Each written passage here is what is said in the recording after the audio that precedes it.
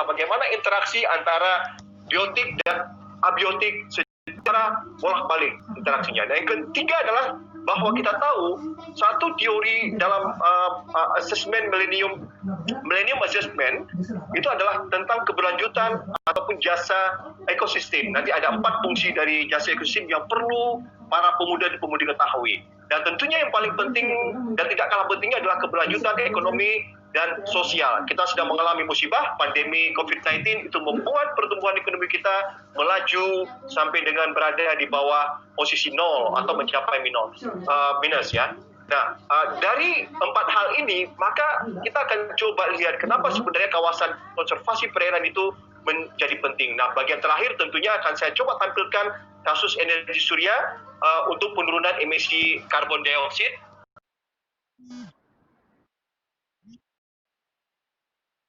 Direktur pada konsorsium ini. Baik. Nah, kalau kita perhatikan dari laporan IPCC ini adalah satu lembaga internasional terkait dengan climate change ya.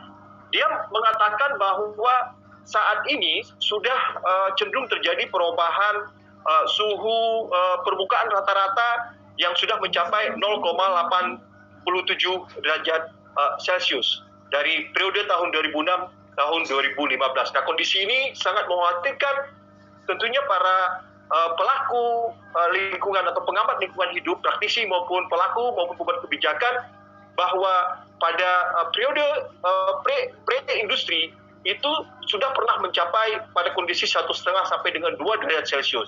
Nah, artinya ada semacam komitmen atau kesepakatan bersama kalau bisa kita perhatikan, diprediksikan jangan sampai di periode tahun 2020 sampai dengan 2050 itu suhu permukaan rata-rata bumi itu bisa meningkat di atas 1, derajat Celcius. Karena ini akan sangat membahayakan bagi kehidupan, tidak hanya bagi kehidupan manusia tapi juga kehidupan berbagai macam organisme termasuk mikroorganisme begitu ya.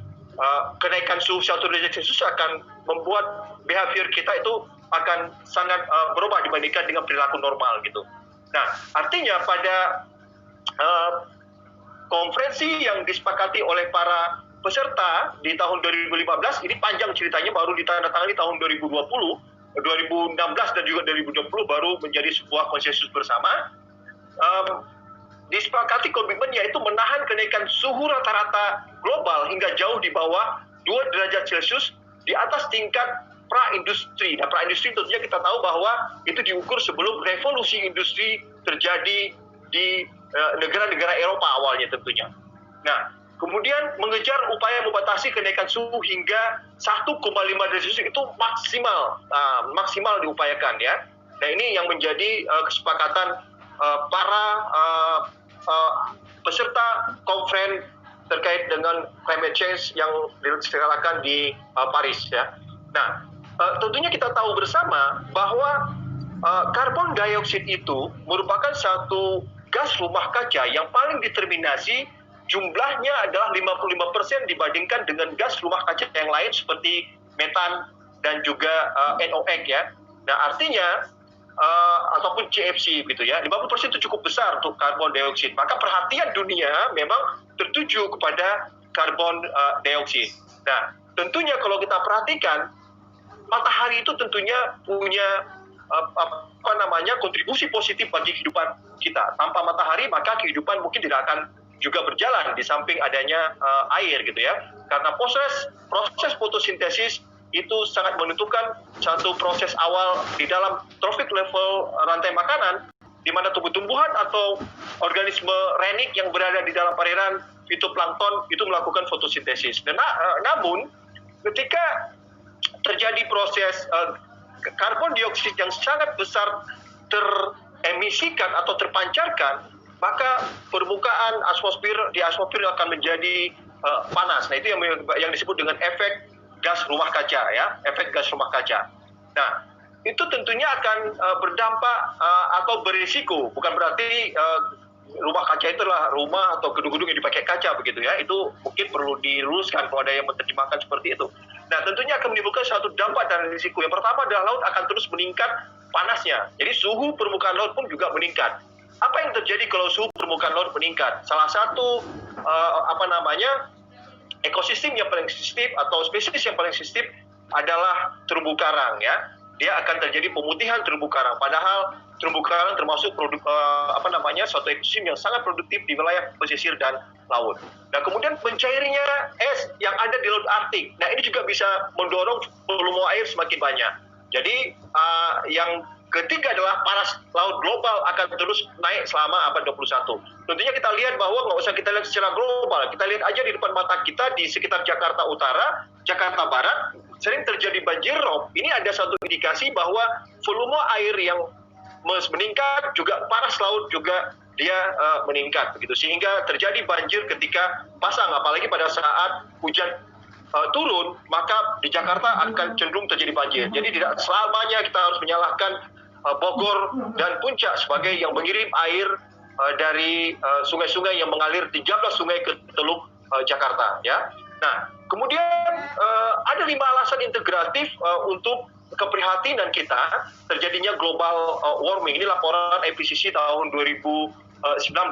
Nah, kalau kita perhatikan bahwa sebagai contoh di sini pada alasan integratif keprihatinan yang kedua, jika terjadi cuaca yang sangat ekstrim, maka risiko dampak terhadap kesehatan manusia akan semakin meningkat. Nah, ini juga akan berpengaruh kepada mata pencaharian, terutama rekan-rekan yang sedang bertani, ya, pemuda yang sedang bertani atau pemuda yang menjadi nelayan. Ini akan terganggu mata pencaharian yang bermuara kepada pendapatan yang memang agak sulit. Jangankan terjadi global warming, ya, nelayan itu pada saat peak season atau obsession, maka pendapatan mereka itu sangat turun, bahkan bisa mencapai tidak ada pendapatan, sehingga mereka cenderung untuk berhutang. Ini juga PR besar yang harus kita selesaikan. Nah, kemudian kalau kita perhatikan dari impact and risk for selected natural man and human system, maka hal-hal yang berbau dengan perairan khususnya di coastal, kita lihat bahwa di sini ada warm water coral, kemudian mangrove ecosystem, walaupun dia kalau kita lihat kategorinya rendah dari kategori yang berisiko, kemudian juga ada coastal flooding, itu warnanya sudah mendekati pada warna merah. Kalau kita perhatikan di angka di tahun 2006 sampai dengan tahun 2015, ya, dan semakin meningkat di tahun 2020 hingga ke 2050 tentunya. Nah, ini mengingatkan kita bahwa memang daerah coastal atau daerah pulau-pulau kecil merupakan wilayah yang sangat resisten atau wilayah yang sangat rentan, ya, vulnerability terhadap perubahan dari iklim ini, termasuk tentunya terhadap faktor alam yang lain seperti bencana juga, di samping faktor antropogeniknya. Nah, ini contoh bahwa kalau kita perhatikan bahwa dari tahun 2020 dari tahun laporan tahun 2020 menunjukkan ada peningkatan panas laut 21 sampai dengan 21 cm, ya, sejak 1880 tentunya. Nah, di 2010 mungkin air belum terkena rumah di pinggir pantai, tetapi 2050 maka air sudah melewati rumah. Apa yang terjadi 2100, maka air itu akan melewati kota-kota kita, termasuk kota-kota pantai seperti kota Jakarta. Pada foto ini bisa dilihat bahwa memang banjir rob sudah terjadi sejak sebelum tahun 2017, tetapi ini adalah laporan di tahun 2017. Begitu juga semakin meningkat di tahun 2020 gitu. Nah, apakah ini juga karena ada faktor reklamasi? Itu para pemuda dan pemudi bisa menilainya apa. Kenapa banjir Jakarta sering terjadi? Tidak hanya karena hujan begitu, ya. Nah, kemudian kerusakan ekosistem wilayah pesisir laut dan juga dikaitkan dengan laut sebagai carbon source dan zinc itu menjadi sangat penting, ya. Aktivitas industri antropogenik lainnya termasuk pertanian, even pertanian tentunya itu akan memberikan dampak yang negatif terhadap lepasnya gas rumah kaca. Dalam hal ini adalah salah satunya adalah karbon dioksida. Nah, difusi karbon dioksida yang terus menerus itu akan berdampak kepada berbagai macam ekosistem yang ada di wilayah pesisir, termasuk itu mangrove, lamun, terumbu karang, dan juga lainnya. Nah, artinya kalau kita perhatikan memang dengan ekosistem di wilayah pesisir yang sangat baik, itu akan mampu untuk menyerap karbon yang barangkali kalau kita perhatikan tidak mampu diserap oleh berbagai macam ekosistem yang ada di terestrial seperti hujan tropis dan lain sebagainya. Maka kita harus jaga bahwa ekosistem di wilayah pesisir, belum lagi persoalan fitoplankton yang memang juga dia kerjanya berfotosintesis dan perlu menyerap karbon. Nah, dari angka yang saya dapatkan bahwa 85% coastal and ocean ecosystem itu adalah berfungsi untuk menyerap karbon dibandingkan dengan ekosistem yang ada di terestrial. Tentunya ini menjadi perhatian bagi kita semua agar kita bisa menjaga ekosistem dan jasa ekosistemnya supaya sumber pangan kita tetap bisa kita perhatikan. Nah, kemudian juga di sisi lain bahwa perubahan sumber daya alam, termasuk sumber daya alam laut di sini, itu akan mempengaruhi kepada populasi tentunya ya. Tentunya suplainya itu akan menjadi sangat terbatas. Nah, dalam konteks sumber daya laut tentunya yang ditunjang oleh berbagai macam ekosistem utama tadi yang saya sebutkan itu akan sangat menunjang konteks suplai ikan minimal dalam bentuk pangan maupun dalam bentuk yang lainnya ya. Nah, tentunya tadi sudah disinggung bahwa wilayah pesisir maupun di terestrial itu punya satu batas kemampuan dalam konteks seberapa banyak aktivitas yang bisa kita lakukan atau berapa banyak kita bisa memproduksi atau memanen sesuatu secara alam ya. Kecuali kita budidayakan, barangkali kita bisa atur bagaimana jumlah kapasitas yang akan kita produksi atau daya dukung maupun daya tampungnya gitu ya. Nah, artinya daya dukung dan daya tampung ini dua hal yang berbeda. Nanti tolong dipelajari lagi bagi pemuda-pemudi yang memang semangat untuk belajar tentang lingkungan hidup. Ini banyak sekali kalau kita perhatikan, ada terkait dengan produksi, daya dukung terkait dengan kawasan atau ruang ekosistem, kemudian pemanfaatan, tangkap, budidaya. Nah, itu harus kita batasi kan. Tidak mungkin semua terus kita produksi kapal kemudian kita suruh pergi ke laut. Pasti dia ada batas berapa jumlah ikan yang bisa ditangkap yang disebut dengan maksimum sustainable yield gitu ya. Nah, kemudian juga berapa besar kandungan polutan atau bahan pencemar itu bisa masuk dalam suatu perairan tawar maupun di lautan. Itu menjadi satu hal yang sangat penting kita perhatikan ya. Nah, kalau kita perhatikan bahwa memang global warming berdampak pada degradasi ekosistem, itu sudah pasti. Nah, kalau kita perhatikan di samping faktor antropogenik bahwa mereka juga ikut berkontribusi misalkan terkait dengan keberadaan ini kasus di Indonesia saja dengan luas 30.000 km persegi, maka kondisi yang sangat baik itu tinggal 5,3%. Kita ketahui bahwa terumbu karang itu adalah satu ekosistem yang memang kalau kita ikut di dalamnya dengan scuba diving itu akan membuat kita terlena gitu ya, melamun memperhatikan keindahannya. Jadi jangan sampai suatu ketika tinggal hanya satu komunitas terumbu karang dan itu tidak bisa lagi kita nikmati secara bersama-sama. Hanya orang tertentu nanti yang bisa menikmati terumbu karang gitu ya. Begitu juga mangrove dan lamun terus dia menurun luasannya karena faktor antropogenik utamanya di samping ditunjang oleh global warming dan juga faktor alam yang lain. Nah, ini hasil penelitian yang saya lakukan di sekitar Timika, tepatnya di Sungai Aikwa. Mudah-mudahan para pemuda dan pemudi tahu, terutama dari pemuda dan pemudi yang ada di Papua sana. Kalau kita perhatikan hutan mangrove yang ada di sekitar Aikwa, terutama di muaranya, kalau kita perhatikan tahun 2020 relatifly masih tertutup bagus karena memang pada saat itu 1996 ya baru mulai berproduksi. Jadi 10 tahun atau 15 tahun masih relatif bagus. Tapi kita lihat setelah 2015 itu mulai bahwa sedimentasi mulai meningkat, kemudian tailing ya Pak, tailing itu adalah pasir sisa dari kegiatan pertambangan dalam ini mengolah emas, itu mulai krokasannya itu membunuh mangrove gitu ya. 2017 sudah mulai kita lihat bagian sungai mulai 2015-17 yang sudah mulai membentuk daratan baru yang disebut dengan tanah timbul kalau di Jawa Barat ataupun delta mungkin dalam bahasa saintifik. Nah, lebih parah lagi di tahun 2019 kelihatan sekali bahwa sedimentasi semakin tinggi, kemudian area mangrove yang rusak juga semakin besar ya.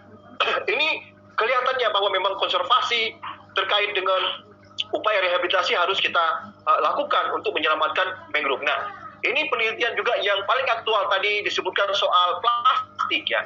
Plastik itu yang paling bahaya justru adalah juga mikroplastiknya gitu. Jadi bagian-bagian yang sudah terurai tetapi tidak hilang sepenuhnya karena dia tidak akan dimakan oleh mikroba gitu ya. Ini penelitian saya dan mahasiswa tahun 2020 menunjukkan bahwa memang kita sudah menemukan mikroplastik di bahagian sedimen dari mulai hilir sampai dengan hulu sungai, dekat dengan muara sungai di Citadoy ya. Kelimpahan semakin ke hulu itu semakin tinggi. Artinya apa? Bahwa memang mikroplastik sudah keluar dari sungai dan itu akan semakin meningkat dan itu akan membahayakan bagi biota yang akan memakan fitoplankton karena mengira mikroplastik yang melayang adalah itu makanan dari zooplankton. Nah, kemudian juga ikan-ikan kecil juga mengira itu adalah bagian makanannya. Bayangkan kalau mikroplastik sudah mengandung dalam ikan kemudian dimakan oleh manusia, maka akumulasi ini akan sangat membahayakan manusia. Walaupun belum ada penelitian secara dari aspek kesehatan terhadap manusia seperti apa efek dari mikroplastik yang ada pada manusia. Nah, kemudian di sisi lain bahwa kita harus melihat mempertahankan jasa ekosistem sebagai penyedia, terutama dia pangan. Ini di coastal, daratan tentunya juga ada fungsi sebagai pangan. Daratan tentunya air tawar itu semakin semakin tipis secara kapasitas. Ke depan barangkali air laut akan diolah gitu ya.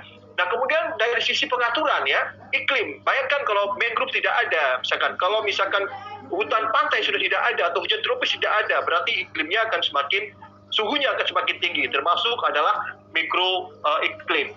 Kemudian juga dari sisi penopang kehidupan, supporting nih, unsur hara. Kita tahu bahwa hara itu dihasilkan oleh reruntuhan atau jejatuhan dari daun-daun yang kemudian didegradasikan atau dirobak oleh mikroorganisme kemudian menjadi unsur hara yang disebut dengan N ataupun misalkan nitrit dan nitrat, dan itu digunakan oleh tumbuhan itu sendiri gitu ya. Nah, kemudian dari sisi budaya ya, culture di sini. Nah, culture ini menjadi sangat tren. Kalau kita tahu bahwa hutan, pantai, kemudian pulau-pulau kecil, pasir yang putih, pasir yamping di Lombok sana itu digunakan untuk kegiatan pariwisata dan ini menjadi tren.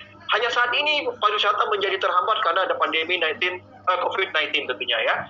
Nah, harapan kita bahwa konstituen dari kesejahteraan itu keamanan kita meningkat dengan memanfaatkan desa ekosistem ini. Kebutuhan pokok kita tercukupi gitu ya. Kemudian kesehatan kita dengan menggunakan bioekstraksi dari berbagai macam keanekaragaman hayati yang ada di coastal ini menjadi lebih menunjang kita dalam kesehatan. Terakhir tentunya meningkatkan kesejahteraan dari sisi sosial ya. Nah, kemudian dari sisi ekonomi kita lihat bahwa memang Indonesia sendiri ini Indonesia sendiri sebagai contoh adalah suatu keniscayaan perubahan iklim ini. Maka Bank Dunia pernah memprediksi bahwa Indonesia dampak jangka panjang dari perubahan iklim pada ekonomi dan lingkungan bisa sampai 7% terhadap PDB nasional kita. Nah, PDB nasional kita, kalau PDB kita misalkan ada 150 triliun, maka dikalikan 7%, atau misalkan kalau kita mudah 10% ya, maka sekitar 150 triliun yang kita korbankan untuk meningkatkan pertumbuhan ekonomi karena merusak lingkungan. Kemudian tentunya emisi yang terus meningkat di Indonesia karena tujuan pencapaian pertumbuhan ekonomi yang masih di tingkat nasional maupun regional. Walaupun kita tahu bahwa selama 5 tahun atau 6 tahun ini ekonomi kita tidak lebih dari 6%, antara 5 sampai dengan 5,5% pertumbuhannya gitu. Nah, akibatnya ya tentunya bahwa ada penurunan emisi melalui mitigasi GRK. Nah, atau kalau kita perhatikan bahwa pertumbuhan ekonomi Indonesia 5 sampai dengan 5,5 dan mungkin saat ini golep kalau kita perhatikan bisa di bawah 0 tadi yang saya sebutkan. Nah, kemudian kenapa kita perlu integrasi strategi pembangunan berkelanjutan? Saya mulai dari apa itu strategi pembangunan rendah emisi ya. Nah, di sini saya katakan bahwa strategi pembangunan rendah emisi ataupun SPRE atau Low Emission Development Strategy menjadi isu sentral saat ini ya. Nah, artinya SPRE secara umum digunakan untuk menggambarkan rencana atau strategi yang memperhatikan pada konsep rendah emisi. Jadi mulai dari rencana sampai dengan implementasi. Implementasinya artinya kita bisa mengelola dalam konteks mitigasi maupun dalam konteks adaptasi ya. Nah, kemudian sangat tergantung kepada kondisi nasional dan dapat berupa perumusan visi maupun saat ini kita lihat bahwa secara nasional kita sudah punya dokumen yang disebut dengan Rencana Aksi Nasional Gas Rumah Kaca maupun Rencana Aksi Daerah Gas Rumah Kaca dengan target-target tertentu ya. Nah, kalau kita lihat secara gamblang bahwa kerangka kebijakan strategi ekonomi sosial dan lingkungan yang mengartikulasikan program dan kebijakan serta sifat actionable sehingga menempatkan negara dalam jalur pembangunan yang bersifat climate resilient atau ketahanan terhadap climate, mencapai tujuan jangka panjang mengurangi emisi gas rumah kaca atau greenhouse gases. Nah, ini disebut dengan SPRAY tentunya ya. Nah, kemudian OECD 2020 mengatakan strategi SPRAY ini strategi atau perencanaan pembangunan yang melihat ke depan, forward looking, yang melibatkan capaian rendah emisi dan atau pertumbuhan ekonomi yang bersifat climate resilient ya. Jadi bisa dimaksud apakah itu green economic maupun blue economic ya. Jadi kalau kita bicara green economic dan blue economic itu adalah dua hal yang berbeda, rekan-rekan pemuda dan pemudi ya. Nah, memang tidak ada yang baku, tapi keywordnya tetap dia rendah emisi, pertumbuhan dan berbentan. Nah, kemudian kalau di pesisir bagaimana gitu? Pesisir adalah kegiatan pembangunan ekonomi dengan pendekatan pertumbuhan ekonomi biru. Ini saya katakan ekonomi biru karena bisa jadi saya lihat laut biru, tetapi ekonomi biru adalah dia menjadikan externality menjadi value. Beda dengan green economy, itu externality masih menjadi cost dalam konteks menentukan cost benefit analisis ya. Dalam pemanfaatan dan pengolahan sumber daya alam dan jasa-jasa ekosistem dan seterusnya. Mungkin nanti rekan-rekan bisa membaca lebih detail ya. Nah, artinya kalau kita perhatikan dari grafik ini, seharusnya kita harus menciptakan adalah GDP, green GDP ya. Tetapi dalam konteks emisi kita harus bisa turunkan ke bawah sampai dengan warna hijau. Nah, artinya Green Growth Pathway itu merupakan suatu strategi di mana salah satunya menerapkan adalah SPRAY ya. Dalam beberapa konteks pembangunan, SPRAY mencoba menggandakan pertumbuhan ekonomi dengan penurunan gas rumah kaca. Ini sangat mungkin tadi kalau kita integrasikan tadi konsep blue economy, karena externality atau limbah secara 1-2 siklus itu tetap digunakan. Artinya ketika ada limbah dari ikan tuna, maka itu masih bisa digunakan untuk misalkan pupuk misalkan ya, atau masih bisa digunakan lagi kalau masih ada sisa, itu bisa digunakan untuk pakan atau pakan dulu baru pupuk misalkan. Nah, itu baru kita sebut dengan adalah blue economy. Tetapi kalau masih dalam satu siklus itu masih disebut dengan ekonomi sirkular ya. Nah, ini kira-kira low emission pathway itu harus sampai ke bawah. Ini target sesuai dengan waktu sampai dengan 2002. Nah, kalau kita perhatikan proses dari SPRAY itu sangat panjang. Copenhagen dari 2009 sampai yang terakhir tadi saya katakan adalah Paris Agreement tahun 2015 yang disebut dengan COP21 ya. Nah, ini adalah spektrum yang terjadi secara periodisasi. Kalau kita perhatikan bahwa secara internasional bahwa 2012 terus berkembang sampai dengan sekarang, Indonesia pun mengikuti, termasuk meratifikasi COP21 yang disebut dengan Paris Agreement ya. Nah, ini saya coba bikin timeline-nya, SPRAY berkembangnya seperti apa, sejak kapan dia mulai ada. Sebenarnya kalau kita lihat dari mulai KTT Bumi dia mulai sudah ada bau-baunya ini tahun 92 mungkin ya. Kemudian ada COP21 Paris tahun 2015.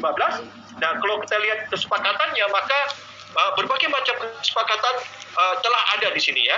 Ada yang disebut dengan Geneva Declaration, ada yang disebut dengan Action Plan for REDD+, ada yang disebut dengan Paris Agreement harus mengurangi 2 derajat Celcius ya. Nah, nasional sampai dengan sekarang kita masih menggunakan RUN GRK yang targetnya adalah harus mengurangi emisi sampai dengan 29% secara nasional, dan itu sudah kita integrasikan di dalam konteks dokumen RPJMN maupun RPJP secara nasional. Ini sudah dikeluarkan oleh Bappenas ya, sehingga kalau ini targetnya adalah 26% ya usaha Indonesia. Kemudian kalau dengan dukungan nasional, dukungan internasional kita harapkan bisa kita turun menjadi 41%. Nah, teknisnya tentunya adalah ada istilahnya yang disebut dengan carbon trade ya. Artinya kita menjaga hutan kita menjaga mangrove kita menjaga lamun kita, sehingga kita bisa menguruk duit dari lembaga-lembaga internasional sehingga kita bisa melakukan rehabilitasi sehingga serapan karbon itu semakin meningkat. Jadi bukan kita habisi ya.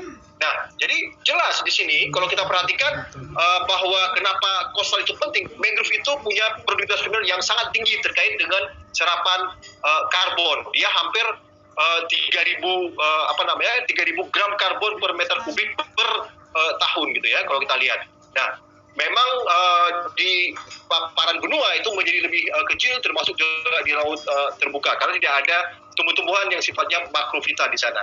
Nah, kemudian kalau kita perhatikan bahwa juga di sini mangrove Indo-Pasifik juga hasil penelitian menunjukkan angka yang cukup besar, dia mampu menyerap sekitar 1000 mg per hektar kalau kita jadikan miligram ya. Nah, ini saya lanjut saja bahwa berbagai macam kepentingan pemanfaatan atau multiple use di dalam coastal di dalam wilayah pesisir itu juga menjadi sebuah motivasi kita kenapa bahwa ini menjadi penting di dalam kita melakukan konteks penurunan emisi gas rumah kaca karena memang laut coastal atau pesisir itu diakses oleh transportasi dengan sangat mudah, kemudian lahan dan perairannya subur, tempat pembuangan sampah. Nah, ini menjadi sangat yang tidak tidak ramah lingkungan ya. Akses untuk air pendingin industri mudah gitu ya. Banyak PLTU dibangun di pinggir-pinggir muara sungai. Ini kita lihat di Jakarta dan juga Teluk Naga pun banyak di sana ada PLTU ya. Nah, kemudian ini juga bahwa secara kelembagaan itu banyak sekali yang terlibat dalam konteks pengelolaan di wilayah pesisir. Ini adalah beberapa undang-undang yang terkait dengan bagaimana pentingnya wilayah pesisir, kemudian dibikin suatu rencana tata ruang yang disebut dengan RZ BP3K atau rencana zonasi wilayah pesisir pulau-pulau kecil secara nasional yang dilakukan di tingkat provinsi. Jadi 34 provinsi harus mempunyai dokumen ini. Sampai saat ini tinggal 7 provinsi saja yang belum punya dokumen RZ WP3K. Nah, kemudian di sisi lain juga bahwa kita perlu lihat bahwa over exploitation sumber daya ikan ini semakin meningkat. Data FAO 2014, 61% perikanan global sudah dimanfaatkan secara penuh. 28,8% sudah melebihi batas pemanfaatan berkelanjutan atau maksimum sustainable yield ya. Nah, secara umum 79% armada perikanan tangkap perlu di moratorium. Artinya banyak kalau teman-teman pergi ke Vietnam, pergi ke Korea Selatan mungkin atau pergi ke Taiwan atau ke Jepang, itu kapal-kapal perikanan tangkap itu banyak nganggur, tidak beroperasi di pinggir-pinggir pantai. Jadi mereka mau menghibahkan kepada kita, tetapi saya rekomendasikan jangan diterima untuk menerima kapal-kapal bekas dari negara-negara yang sudah tidak mengoperasikan kapal-kapal untuk menangkap ikan. Sekali-sekali mereka masuk ke perairan Indonesia dan ditangkapin dan dibom oleh kita, ya karena biaya ngebom itu mahal ya. Dan juga nih kalau kita perhatikan keanekaragaman hayati cukup banyak ya gitu ya. Ada 88 jenis mamalia laut. Mungkin teman-teman pernah dengar dugong, dolphin ya. Kemudian juga ada paus gitu ya. Nah, kemudian 120 jenis dinyatakan sudah langka begitu ya. Ini penting saya kira karena seperti misalkan ikan Napoleon itu sudah langka. Kemudian Mimi Mintuno itu sudah langka yang darahnya biru gitu ya. Dia merupakan bangsawan satu-satunya di laut karena dia berdarah biru dan itu digunakan untuk kalibrasi alat-alat yang digunakan oleh NASA untuk di luar angkasa. Nah, kompleksitas masalah juga tentunya menjadi pertimbangan. Pencemaran dan sedimentasi ya, konflik penggunaan ruang, bencana alam. Nah, seperti yang saya sebut tadi, coral bleaching itu menjadi satu hal yang perlu kita perhatikan karena ikan-ikan yang secara ornamental warnanya indah, tetapi juga ada ikan-ikan menjadi target konsumsi juga ada tempat tinggalnya di ekosistem terumbu karang. Belum lagi persoalan kemiskinan ya. Nah, ini bahwa kita perlu integrasikan di dalam kawasan konservasi itu menjadi sebuah kewajiban kita. Konteksnya adalah bagaimana mencoba mengembalikan fungsi-fungsi ekosistem dengan melakukan konservasi atau conserve ya. Nah, tapi kadang-kala kita harus preserve, mengawetkan. Kalau udah mengawetkan berarti tidak boleh diapa-apain. Tidak boleh lagi untuk masuk dalam area kawasan yang sudah ditetapkan sebagai daerah konservasi seperti cagar alam ya. Nah, kemudian saya ingin masuk sedikit soal konservasi. Nah, konservasi ini memang ada beberapa kata yang kunci yang perlu kita perhatikan. Apakah dia perlindungan? Ya.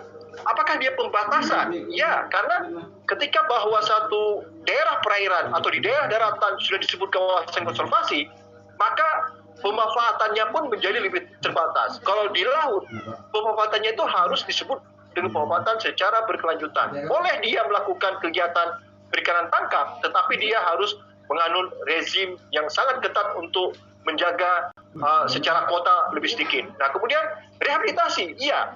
Nah, ketika terjadi misalkan di daratan terjadi lahan bekas tambang misalkan, maka kita perlu rehabilitasi dengan mengkonserv jenis-jenis pionir dan kemudian baru jenis-jenis yang bisa kita manfaatkan. Pemanfaatan berkelanjutan pasti hubungannya dengan konservasi.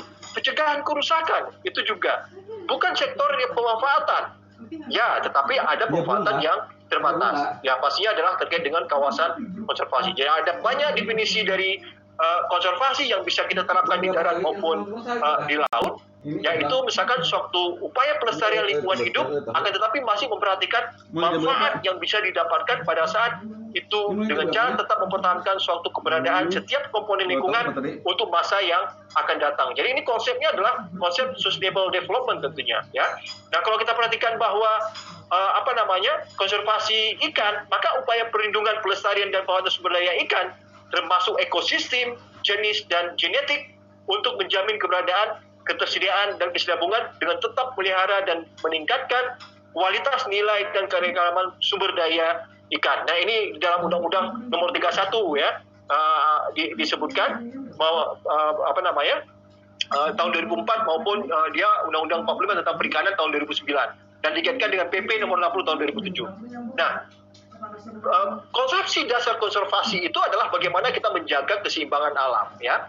Boleh pemanfaatan tapi sedikit, tentunya banyak perlindungan, kerusakan itu harus kita rehabilitasi atau kita perbaiki, kemudian jasa ekosistemnya yang mungkin perlu kita tingkatkan untuk memanfaatkan. Aktivitas-aktivitas seperti snorkeling, diving, itu mungkin menjadi sebuah atraksi yang menarik ketika masuk di zona pemanfaatan di daerah kawasan konservasi, ya. Bukan kawasan konservasi yang sudah di-preserve, ya. Itu tidak boleh kita apa-apain lagi.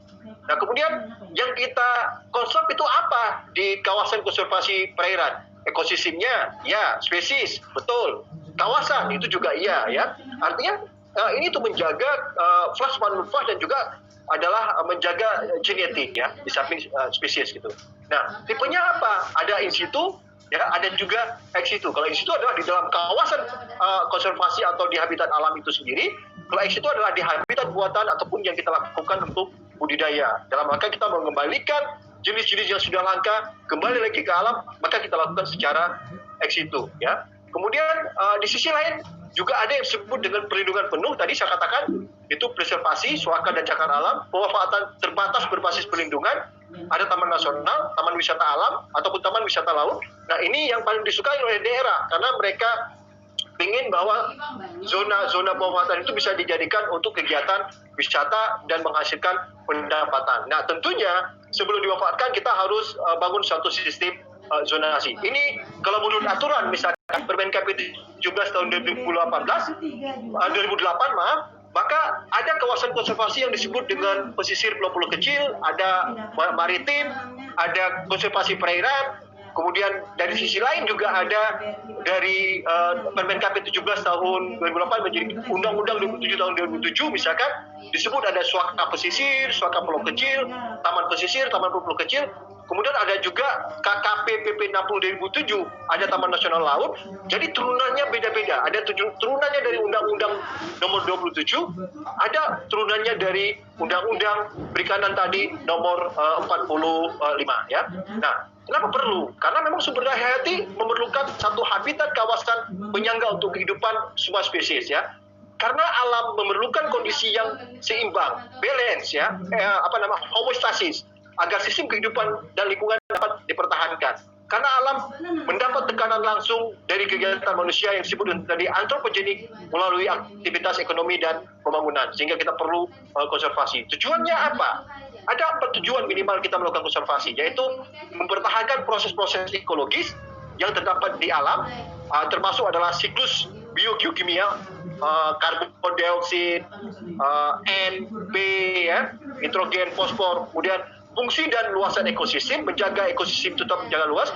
Ini ada preservasi keanekaragaman hayati, berarti kita menjaga keanekaragaman hayati dari pengawetannya, bukan berarti diawetkan seperti kita di rumah, ya, tapi diawetkan dalam pengertian lingkungan. Kemudian melindungi sumber daya dari kepentingan tertentu.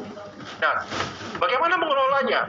Ya, ini kita harus mengelola dalam konteks kebutuhan ekonomi. Tadi bahwa kita masih bisa memanfaatkan sedikit dari sumber daya hayati yang ada di dalam kawasan konservasi yang boleh, ya. Kemudian tentunya juga kita harus melestarikan. Ini jaminan pembangunan berkelanjutan bagi kesejahteraan masyarakat, konservasi, atau sekarang ini dikenal dengan Sustainable Development Goal atau SDGs ya.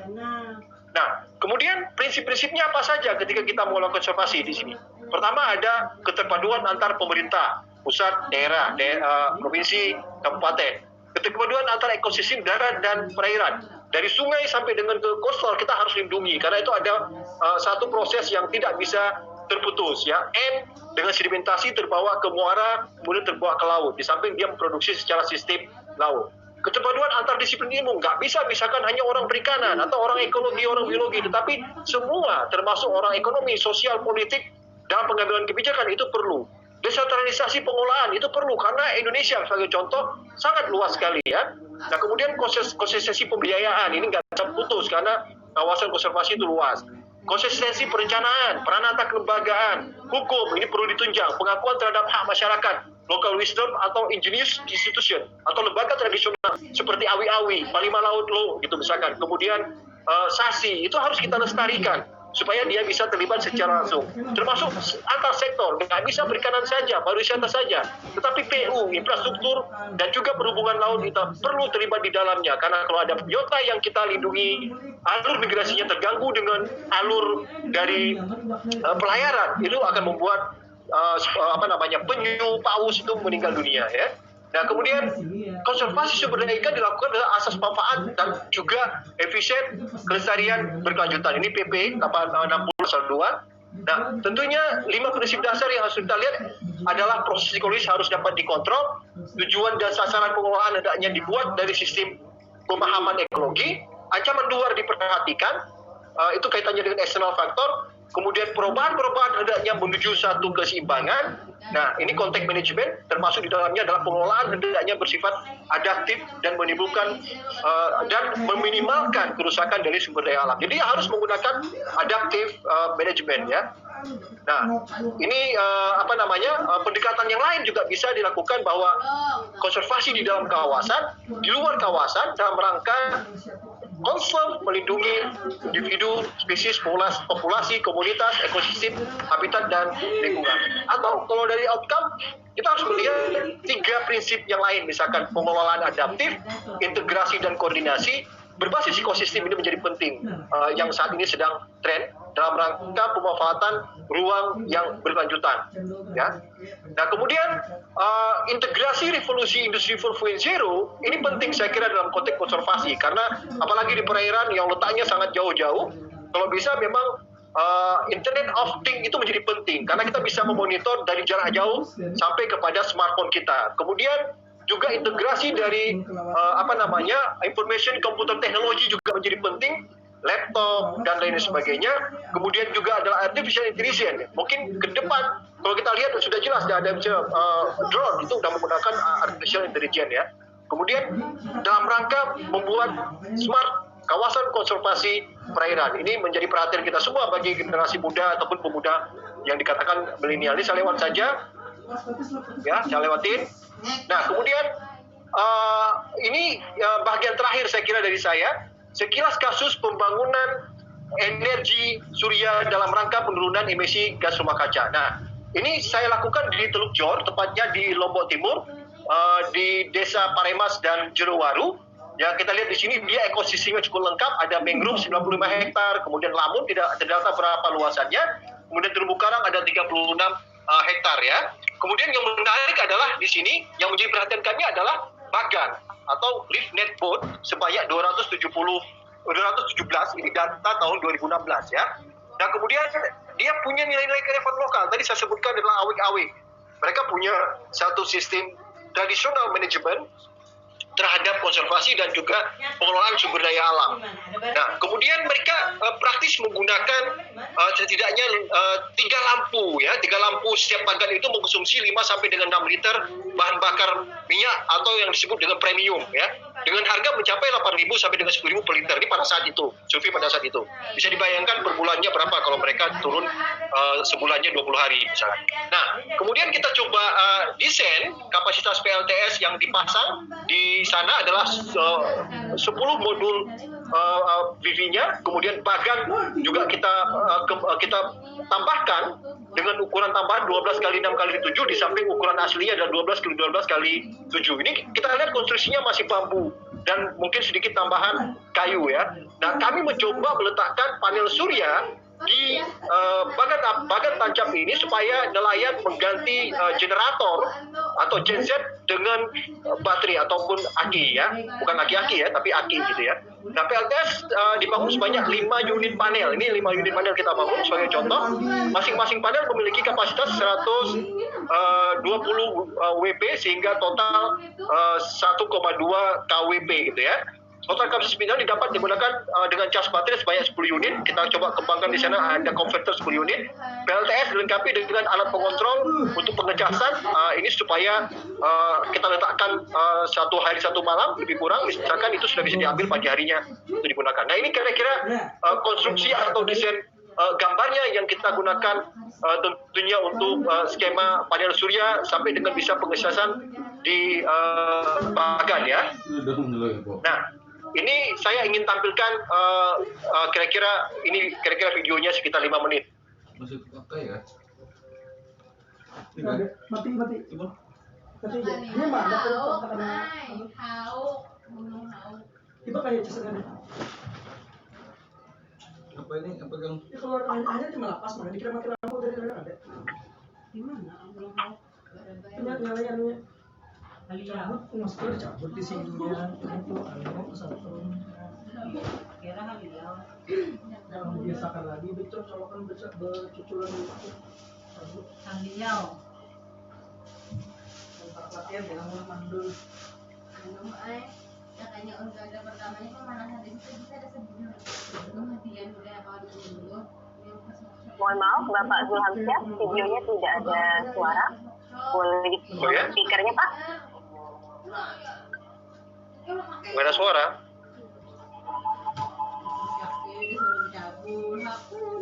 Kalau di saya masih ada suaranya ya. Kami tidak dapat mendengar suara dari video ini. Oke, coba saya putar lewat aslinya ya. Baik.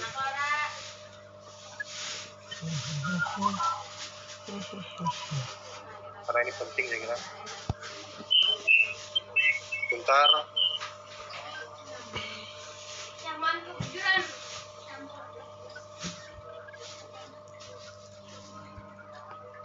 Bayar pekamnya jenah enak. Bayar pekamnya ada muat. Donat sama vaksin. Ini dihapus. HP ku kamera rusak. Baik, para peserta, kita menunggu Bapak Zulhamsyah untuk menyampaikan menampilkan video. Tadi Bapak Zulhamsyah telah membuka wawasan kita tentang apakah sudah bisa dengar alam. suaranya? Boleh dicoba play, Pak? Ini udah ini langsung dari Berarti kan ada aja. Suara tersebut. Oke.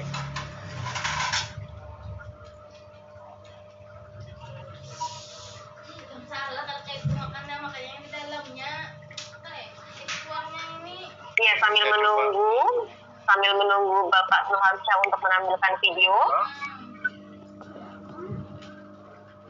Mohon maaf, Pak, ini juga belum terdengar Ya. suaranya.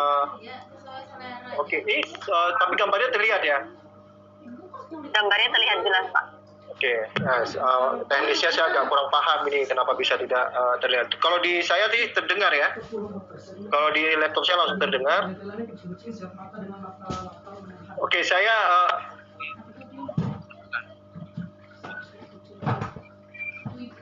jadi Pak Junaidi sedang menceritakan soal bagaimana peran awi-awi antar dua desa, antara Paremas dan Jerowaru.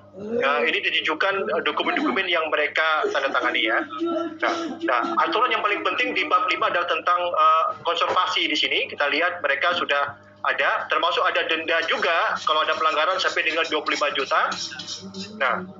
Nah ini kelihatan terumbu karang tidak boleh siap mangrove, tidak boleh mengambil pasir, ya, tidak boleh mendirikan bagan di jalur-jalur pelayaran. Nah, itu sudah dilakukan ketentuan-ketentuan yang sangat bermanfaat bagi mereka.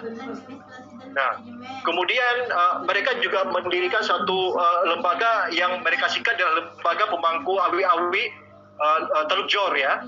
Nah, di Belum bisa semester 3 nah.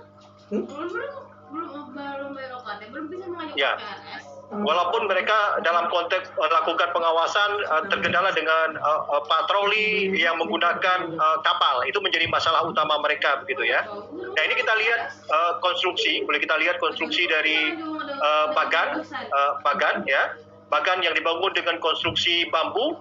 Nah, coba kita lengkapi dengan panel surya. Ini sudah tampak panel surya yang kita bangun ya. Ya, jadi menurut mereka solar cell itu energi yang gratis dan dapat dipakai terus menerus. Yang tadinya menggunakan genset untuk menyalakan lampu, tetapi sekarang mereka menggunakan aki ataupun baterai. Bahkan polusinya tidak ada, bahkan dikatakan bahwa karbon dioksidanya menjadi nol gitu.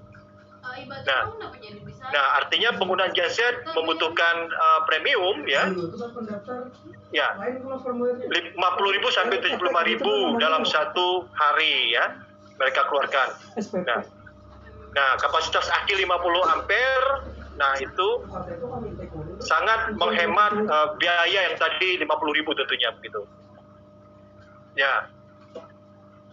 Jadi mereka diberikan 2 aki, 1 cadangan, 1 untuk yang dicas. Memang jumlahnya belum banyak yang didistribusikan kepada nelayan karena budgetnya terbatas ya. Nah,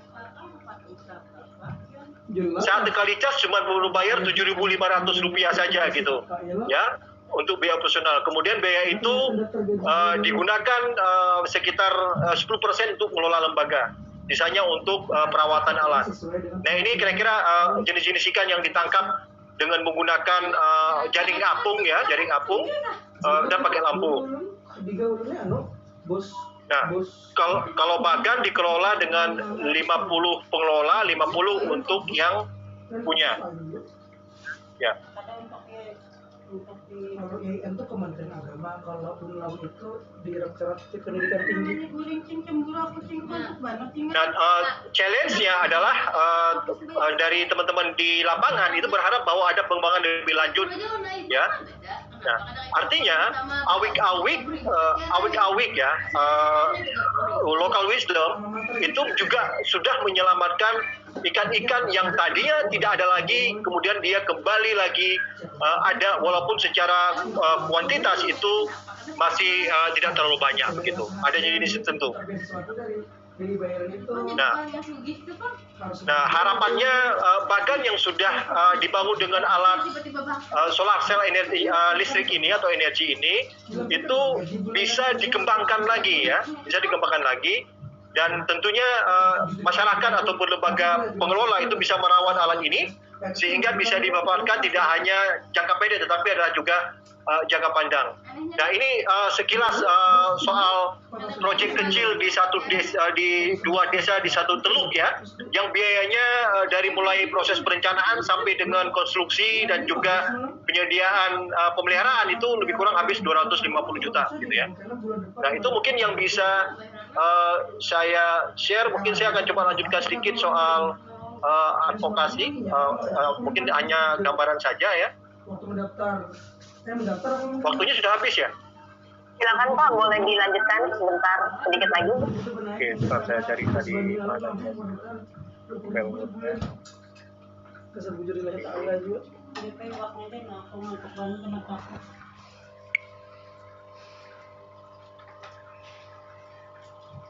Nah, bahwa pembelajarannya tadi bahwa memang mereka bisa menghemat operational cost sehingga akan meningkatkan pendapatan ataupun income dari si nelayan bagan tadi ya, yang dibagi 50% pengelola, 50% pemilik biasanya. Kemudian dari 50% tersebut ada 20% yang diserahkan untuk lembaga lokal yang untuk mengelola dari dari awit-awit ya. Nah, kemudian yang kita harapkan dari pemuda dalam konteks advokasi adalah bagaimana ke depan dari jumlah yang saat ini sudah 23,14 juta hektar, ini angka ya. Masalah pengelolaannya apakah berjalan apa tidak itu tentunya kita perlu evaluasi di lapangan.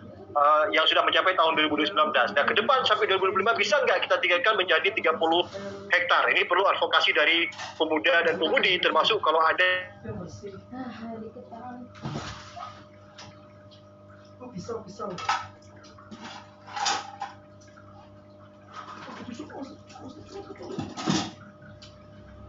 Itu gimana?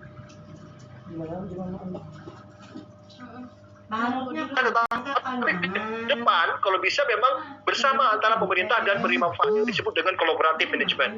Pengambilan keputusan tadinya top down diharapkan mulai ke arah bottom up. Nah, ini perlu advokasi tentunya. Pengelolaan berbasis pemerintah ke depan co-management atau collaborative management ya. Pelayanan pemerintah birokrasi normatif, profesional, responsif, fleksibel, netral, baik itu mungkin melibatkan swasta. Sentralis menjadi desentralisasi dan lain sebagainya. Nah, kemudian juga kampanye yang lain juga perlu kita lakukan. Ini adalah untuk integrasi strategi pembangunan rendah emisi. Nah, ini yang paling penting adalah rekan-rekan triple helix ya. Triple helix ini adalah bagaimana kita mencoba pemuda melekatkan antara fungsi masyarakat, pemerintah, swasta dan bisnis dengan skema kolaborasi. Nah, artinya pemuda yang punya inisiatif inovatif dengan melibatkan perusahaan misalkan dana-dana CSR-nya misalkan corporate responsibility bisa memasukkan ke kegiatan-kegiatan konservasi yang langsung ke masyarakat. Saya kira kesimpulannya bahwa perubahan iklim mengancam kepada aspek ekologi, ekonomi dan sosial itu pasti. Spray hanya salah satu pendekatan atau tool untuk selamatkan ekosistem, habitat dan jenis untuk kesejahteraan manusia melalui konservasi tentunya. Integrasi SPRI dalam KKP, kawasan konservasi perairan, akan memperkuat upaya pelestarian lingkungan perairan dan ikut berkontribusi kepada kesejahteraan manusia, khususnya adalah masyarakat di wilayah pesisir, dan mobil khusus adalah nelayan dan pembudidaya ikan. Saya kira itu saja yang bisa saya sampaikan. Saya kembalikan kepada moderator, Bu Mia. Baik, terima kasih Bapak Dr. Zulhamsyah Imran atas pemaparannya yang sangat kompleks, komplit, dan lengkap sekali. Tadi Pak Zulhamsyah sama-sama membuka wawasan kita bersama kepada para peserta untuk tentang kondisi alam pada saat ini, kondisi lingkungan pada saat ini, dan beliau juga menyampaikan bahwa adanya efek rumah kaca, kemudian adanya kerusakan ekosistem, kemudian sumber daya laut, populasi, ukuran, jenis keanekaragamannya pun itu sudah sangat terbatas sehingga ekosistem laut juga terganggu, dan juga ada masalah dalam kelimpahan mikroplastik sehingga adanya berbagai kompleksitas lain, permasalahan lain yang terjadi pada sumber daya ikan dan keanekaragaman hayati. Dan salah satu yang dapat dilakukan adalah dengan strategi pembangunan rendah emisi yang saat ini sudah menjadi isu sentral dalam pembangunan ekonomi. Kemudian strategi pembangunan rendah emisi ini juga mencari titik temu antara perkembangan ekonomi dan sosial melalui pengurangan dan perlambatan emisi gas rumah kaca. Selain itu, tadi Pak Zulhamsyah juga sempat menyampaikan terkait dengan konservasi, di mana konservasi ini merupakan langkah-langkah untuk menyangga kehidupan semua spesies dan juga menopang keberaneka-ragaman budaya. Konservasi ini juga butuh integrasi dari revolusi industri 4.0 untuk mensukseskan konservasi. Maka tadi di akhir, Pak Zulhamsyah mengajak pemuda untuk aktif dalam advokasi konservasi untuk mencapai target konservasi dengan skema kolaborasi antara pemerintah, swasta, dan juga pemuda. Baik, untuk sesi berikutnya saya akan membacakan pertanyaan yang sudah masuk di kolom question and answer. Pertanyaan pertama saya bacakan ya Pak. Ya, silakan. Pertanyaan pertama ada dari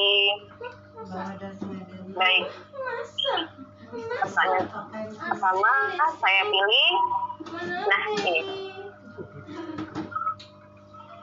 Dari Nur Habli Ridwan, Assalamualaikum warahmatullahi wabarakatuh. Selamat pagi, perkenalkan nama saya Nur Habli Ridwan dari Perhimpunan Penjelajah Alam, Bencana dan Konservasi Generasi Rimba Alam Sumatera Utara. Ingin bertanya kepada Bapak Zulham, Yang pertama, dalam masa pandemi ini, bagaimana merencanakan strategi kegiatan sederhana, mempertahankan dan menjaga dasar ekosistem perairan. Adakah aturan kegiatan yang berlaku pada masa pandemi ini? Yang kedua, apakah dalam Smart Patroli KKP melibatkan organisasi kepemudaan? Lalu, bagaimana caranya untuk bisa terlibat dalam Smart Patroli KKP?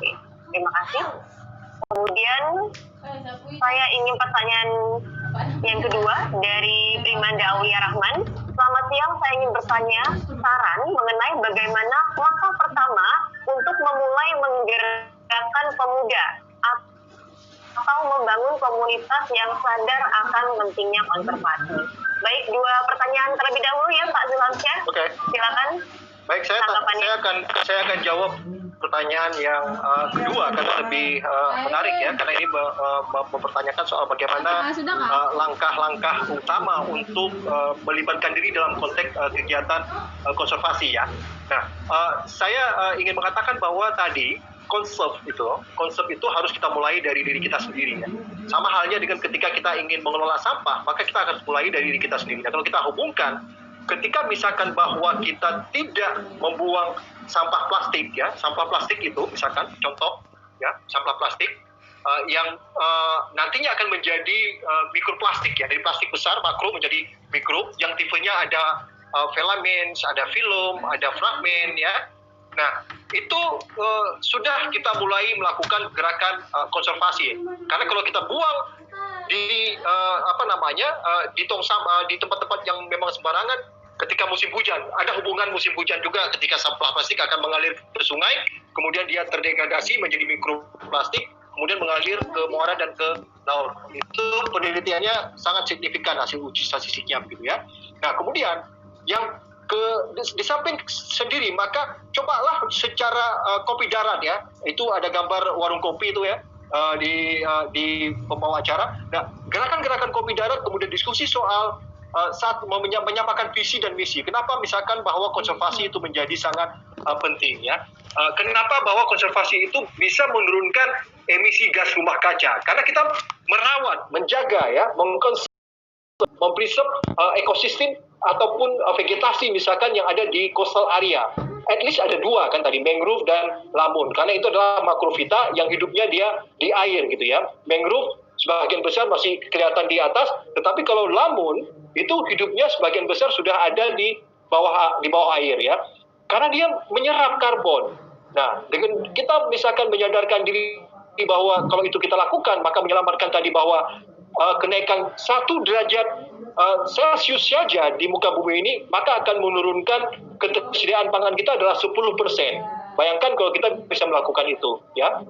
Nah, kemudian dari penyamaan visi misi itu, maka kita mulai mencoba secara informal membuat sebuah organisasi atau kelompok ataupun komunitas untuk membicarakan soal-soal yang ada di lingkungan kita. Jadi jangan kita lihat bahwa konservasi itu harus bicara kawasan yang sangat besar, tapi mungkin bisa kita lakukan dengan kawasan yang kecil.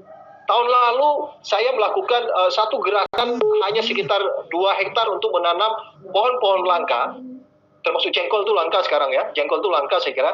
Nah, di sekitar sempadan sungai dekat, mungkin teman-teman yang sekitar Jabodetabek atau Bogor tahu yang namanya warung jambu atau jambu 2 di Gedung Badak, itu kita tanamin dengan pohon-pohon. Nah, itu rencananya kita juga akan kita menanami kembali.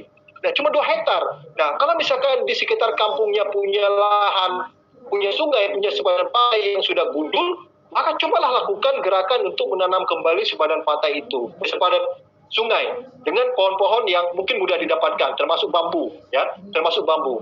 Nah, di sisi lain juga bisa jenis-jenis vetiver seperti akar wangi. Akar wangi bisa dijadikan untuk atsiri ya, minyak atsiri.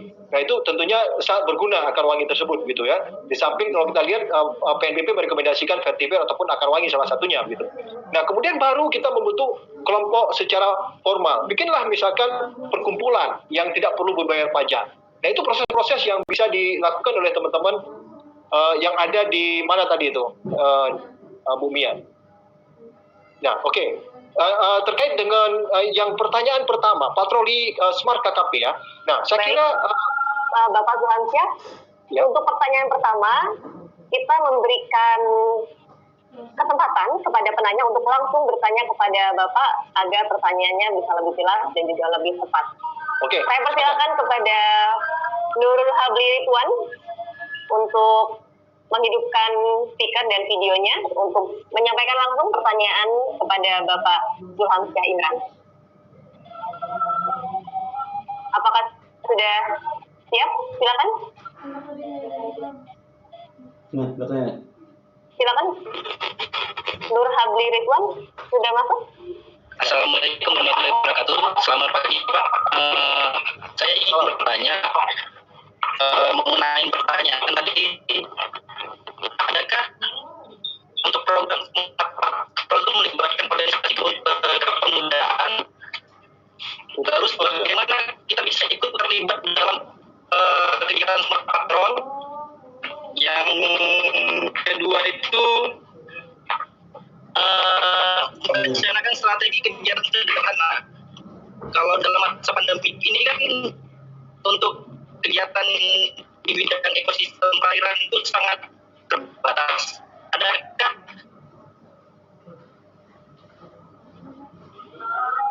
Baik. Oke, saya bisa meng-capture apa yang ditanyakan, walaupun suaranya tadi putus-putus ya. Saya orangnya berbicara secara semangat ya. Kalau bicara pelan, materinya tidak akan habis begitu. Tapi nanti kalau misalkan mau lebih jelas,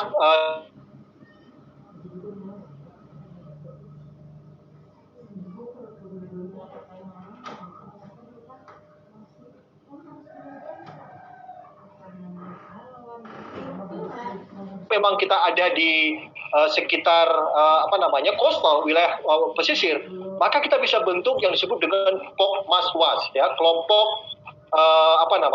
kelompok pengawas ya, kelompok pengawas yang nantinya tentunya bisa dikonekkan dengan dinas kelautan perikanan di kabupaten ataupun di provinsi. Walaupun di kekuasaan atau otoritas ada di provinsi, tetapi saya kira kalau kabupaten yang masih memiliki laut dengan kegiatan perikanan yang signifikan, maka dia masih memiliki dinas gitu ya. Nah, artinya dengan adanya Pokmaswas, kemudian teman-teman bisa dengan aktif untuk bikin program. Nah, kita lihat bahwa sebenarnya program bisa dimulai dengan berkumpul dengan terbatas, ya maksimal misalkan 5 orang dengan menggunakan protokol kesehatan dan pandemi COVID-19 ya. Menggunakan masker, kalau perlu pakai face shield gitu ya, itu masih bisa kita saling berdiskusi ya. Diskusi secara terpumpun misalkan dipimpin oleh satu orang, bisa mencoba mengelis kira-kira program apa supaya misalkan Pokmaswas ini bisa berjalan ya. Nah, ketika misalkan kemudian sudah ada perahu, tidak ada misalkan mesinnya misalkan ya, nah artinya teman-teman tinggal koordinasi dengan Dinas Kelautan dan Perikanan, ataupun teman-teman tinggal mengakses perusahaan-perusahaan yang memang ada beroperasi di daerahnya untuk bisa mengucurkan dana responsibility sosial kepada kelompok pengawas dari yang ada. Pokmaswas ini juga bisa melakukan aktivitas tidak hanya pengawasan terhadap sumber daya pesisir, tetapi juga bisa melakukan aktivitas untuk misalkan pariwisata gitu ya. Artinya kalau memang ada perairan yang memang bisa dimanfaatkan, apakah itu sungai, apakah itu misalkan pantai, untuk misalkan kegiatan bersampan saja misalkan, maka teman-teman juga bisa melakukan aktivitas itu. Dengan jumlah terbatas, saya kira sekarang kegiatan pariwisata sudah mulai dibuka, ya baik itu di Jakarta maupun di luar Jakarta. Kalau kita perhatikan sudah sekitar 13 kegiatan yang sudah boleh dibuka untuk kegiatan ekonomi yang berhubungan dengan pariwisata. Ya, jadi silahkan berkreasi, berinovasi dan proaktif rekan-rekan. Di sini saya lihat aktif bertanya nih Hanum Manip ya, terkait saya lihat tadi juga ada beberapa pertanyaan ya. Nah, membentuk kelompok-kelompok kecil dulu. Nah, kalau sudah ada kelompok kecil dalam satu desa bisa dibikin kelompok yang lebih besar ya. Nah, kalau kemudian kelompok ini menjadi sangat potensial, teman-teman bisa koordinasi atau akses dengan NGO baik nasional maupun internasional. Misalkan Kehati ya, Yayasan Kehati, Kaneman Hayati, Yayasan Pembangunan Berkelanjutan, kemudian bisa dengan TNC ya, bisa juga dengan WWF ya, WWF ya, bisa juga dengan Flora Fauna Indonesia atau WCS ya. Jadi banyak sekali NGO nasional maupun internasional yang barangkali dia ada wilayah kerjanya di tempat tinggal para pemuda dan pemudi, adik-adik yang ataupun bapak yang ikut pada forum diklat kali ini.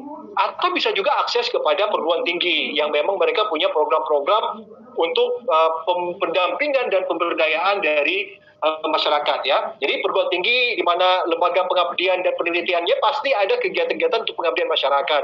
Nah, teman-teman bisa dimulai dengan membuat satu proposal kecil ya. Nah, cara bikin proposalnya tentunya perlu diberikan bekalnya Pak Kapus mungkin kepada adik-adik kalau memang sudah punya bikin proposal. Tapi yang belum punya mungkin kegiatan-kegiatan penyusunan proposal untuk bikin kegiatan konservasi ini mungkin barangkali perlu dimintakan diterapkan kepada adik-adik. Kalau misalkan di materi ini tidak ada, barangkali mungkin bisa didistribusikan, delivery pada peserta bagaimana cara bikin proposal terkait dengan konservasi. Saya kira demikian Bu Moderator. Iya, baik Pak Sulamsyah tadi telah menjawab kedua pertanyaan dan intinya adalah ada niat dulu itu bagus. Tadi Pak Sulamsyah sudah memberikan jalannya atau memberikan saran-saran terkait dengan niatan para pemuda untuk melakukan konservasi lingkungan. Kemudian saya lanjut dengan pertanyaan selanjutnya yang sudah masuk ke dalam question and answer yang pertama. Silakan Pak. Di Padak Guar itu Lombok Utara, kami itu kerjasama dengan Pokmaswas gitu ya, kelompok pengawas untuk pariwisata. Pokdarwis, tadi ada Pokmaswas, ada juga Pokdarwis, kelompok sadar wisata. Jadi adik-adik di samping tadi pengawasan, tapi juga bisa bikin Pokdarwis ya. Pokdarwis seperti datang dari Betawi ya, ini. Jadi memang bisa kita bangun untuk track mangrove ya. Itu juga saya juga punya video klipnya. Jadi nanti mungkin yang berminat saya coba bantu share linknya. Ada 3 video yang kita bikin dokumentasinya yang semuanya cukup menarik terkait dengan konservasi dan bagaimana meningkatkan ekonomi dari sisi wisata selain perikanan. Baik, masukannya menarik Pak, dan juga ini menurut saya bisa diaplikasikan ke dalam kegiatan kita, khususnya pemuda yang masih energinya banyak, waktu luangnya juga masih banyak, begitu ya. Saya ingin mengundang kembali kepada satu orang peserta yang akan bertanya langsung kepada Pak Zulhamsyah. Saya undang Gustian Safari Putra. Apakah sudah siap untuk bertanya langsung? Gustian Safari Putra ingin bertanya langsung kepada Bapak Zulhamsyah Imran. Silakan. Assalamualaikum warahmatullahi wabarakatuh. Waalaikumsalam. Videonya belum kelihatan. Pak Julam, Bisa dihidupkan videonya. Terima kasih. Silakan pertanyaannya. Saya mau tadi kan saya lihat ada pasal yang tidak boleh mendirikan grup ya. Nah, terus apa saja itu Pak pasalnya Pak? Dan bagaimana agar masyarakat sadar akan pentingnya tidak boleh membuang sampah di mangrove, apalagi merusaknya Pak. Oke. Baik. Itu saja Pak. Ya oke. Oke, baik. Terima kasih, Zulhamsyah. Ya baik. Artinya gini. Secara umum ya, mangrove itu ada yang di dalam kawasan hutan, ada yang di luar kawasan hutan. Nah, di dalam kawasan hutan juga ada yang dimanfaatkan, ada juga yang dikonservasi begitu ya.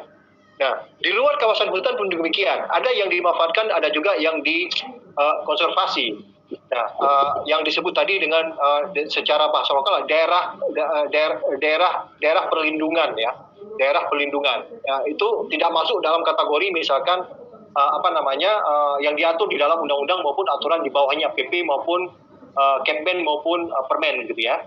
Nah, artinya bahwa sebenarnya mangrove yang di dalamnya banyak berasosiasi berbagai macam biota, apakah itu dia ikan, termasuk ikan blodok. Pernah dengar ikan blodok ya? Blodok ya, ikan blodok pernah lihat nggak deh? Ya, memang jarang dimakan untuk dikonsumsi, tetapi ikan blodok itu salah satu ikan yang bisa dimanfaatkan untuk menyembuhkan penyakit asma misalkan ya. Ya, penyakit asma itu bisa di. Kemudian di mangrove juga ada berbagai jenis kerang ya, kerang yang bisa